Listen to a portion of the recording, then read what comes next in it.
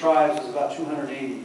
The law also identified that 12.5 million was available for the Bureau of Human Affairs as far as the program administration. There was a portion that was identified associated with the high priority projects, which most of you are familiar with, is the IRHPP, which is part of the regulations. One of the things that the Act stipulated was that the program would be implemented in accordance with Chapter 2 of Title 23, and of course the regulations associated with that, and that's where it brings into play the IRHPP program also. The IRHPP program was about 17.6 million. The obligations, if you get right down to it, it's 99.97%, 100% as was indicated. A lot of those, in fact, those numbers have come down just a little bit because of some payroll corrections that have been adjusted for. So obviously not going over obligation or in the hole, but very close to 100%.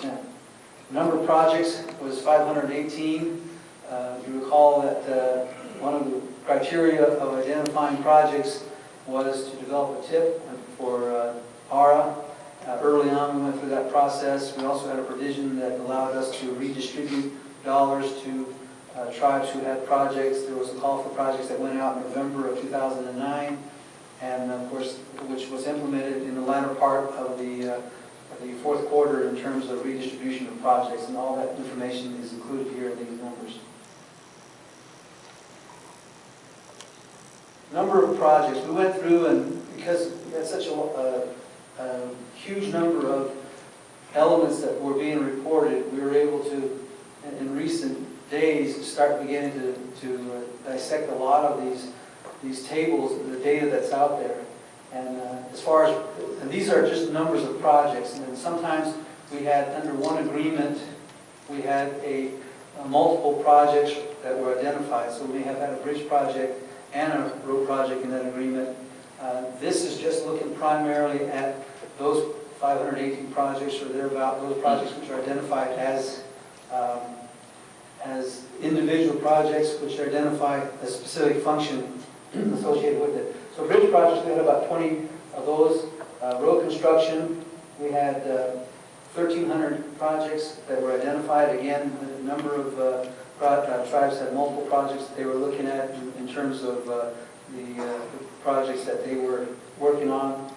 Interestingly enough, this information comes from the control schedule, so we've been able to link the TIPS, which has information regarding the projects themselves, where they're at, but also back to the actual projects that were approved and that are in federalreporting.gov, that are in the interior finance system.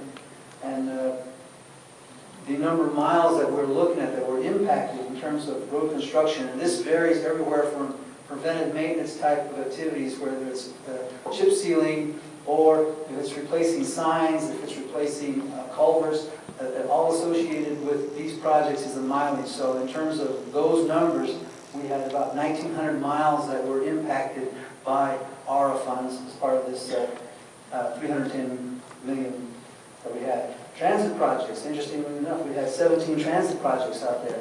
And really you can't just measure them as projects. Everything from building the transit stations or the locations where people get dropped off, to helping to improve the existing facilities that they had, to, in some cases, buying and purchasing rolling stock to help support the program that was being either administered by the tribe or may have been part of a county network or a much larger regional network.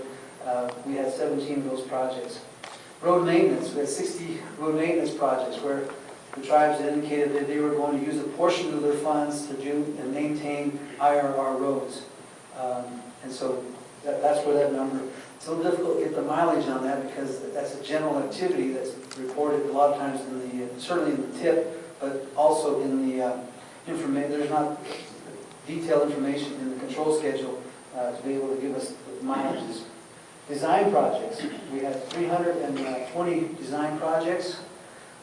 This is where a lot of times the amount of funds that were made available in under ARA were insufficient to maybe do a full complete construction project, or the project was clearly down the road before they could be done, tribes elected to go ahead and begin designing projects for either FY11 funds or 12 funds or 13 or whenever those funds are available. And those projects, the design work that was completed under ARA, or that is being completed under the Recovery Act, is about 720 miles. So that gives you some idea that down the road, either next year or in the coming 2 years, we'll see these 720 miles of projects that will begin hitting the system as far as construction of one type or another.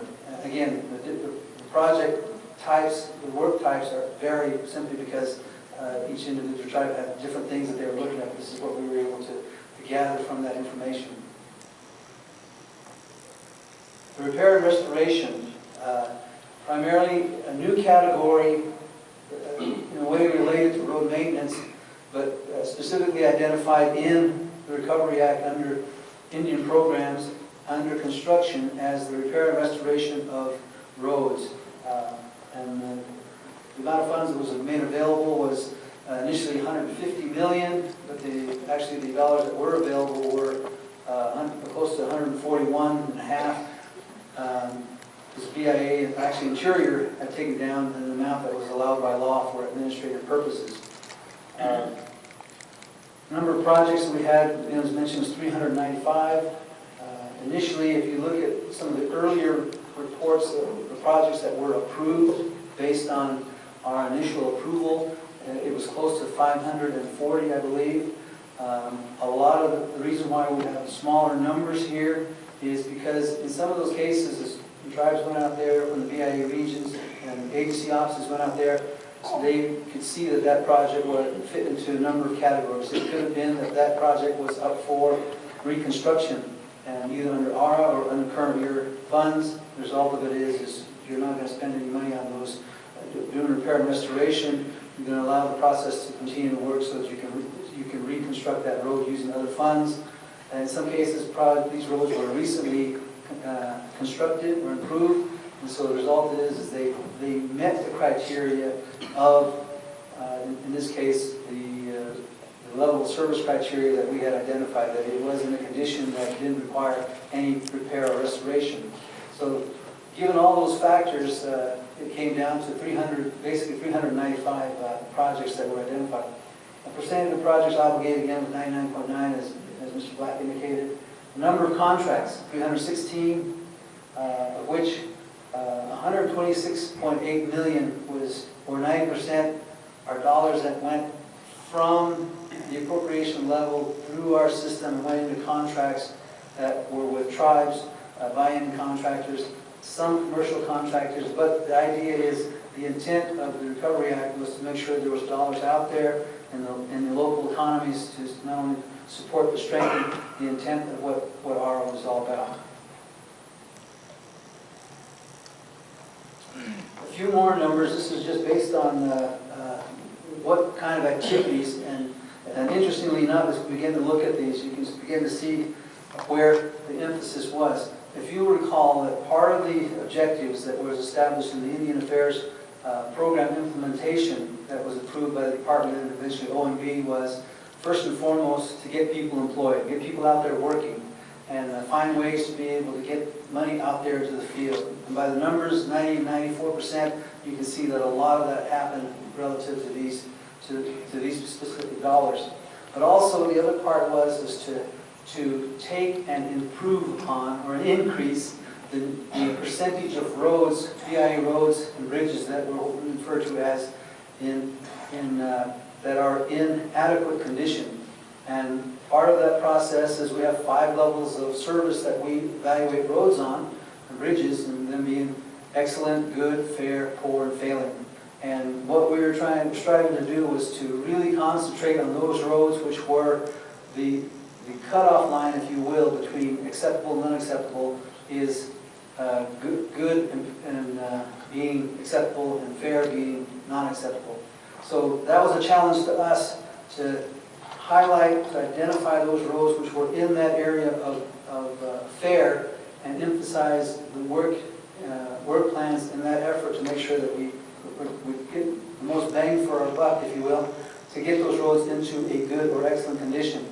And one of the key areas of doing that is certainly, if we have a good road, go in there and maintain it, do a lot of heavy general maintenance to make sure we get it into the level that would get it back into those categories of good or excellent. So we have a program management. The amount of dollars we identified out of that 141 million was only 577,000. A lot of tribes elected to not include program management in that, but put it basic into the work that's out there and funded their operations with other dollars. And the same with the BIA regions and agencies. Road maintenance, general maintenance, the heavy stuff, about 36.9 million.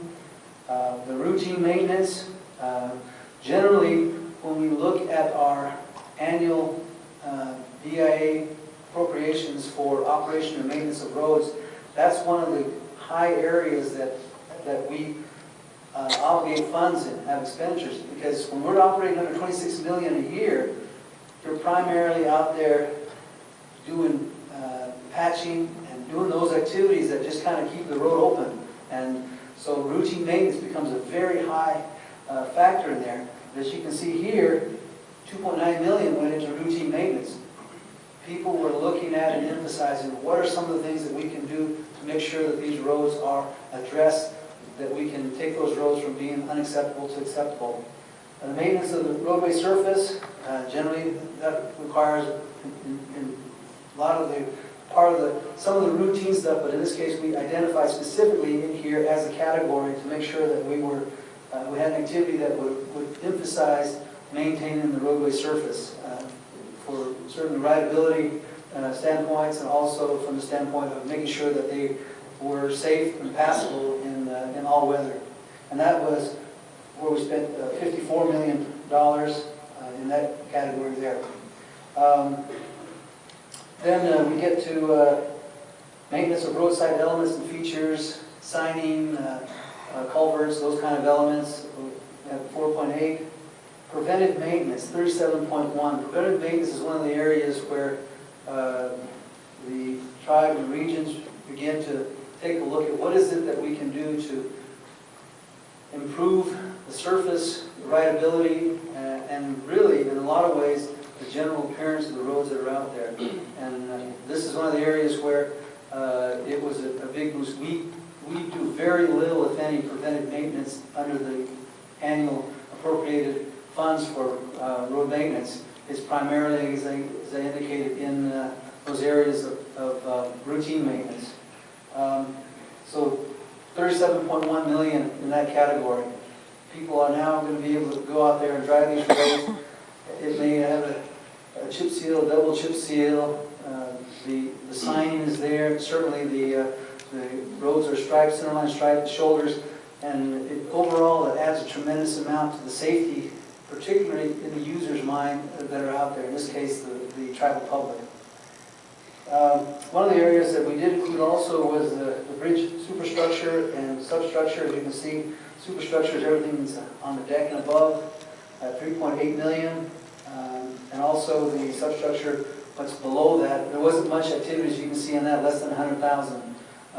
Primarily, I think because of the specialty of these that's required for some of these functions, they chose not to do it, leave that to either the reconstruction or the bridge rehab and replacement program, primarily concentrating on what they needed to do to address the bridges from the standpoint of replacing the rails or if it was it's a timber bridge, replacing some decking, those type of activities.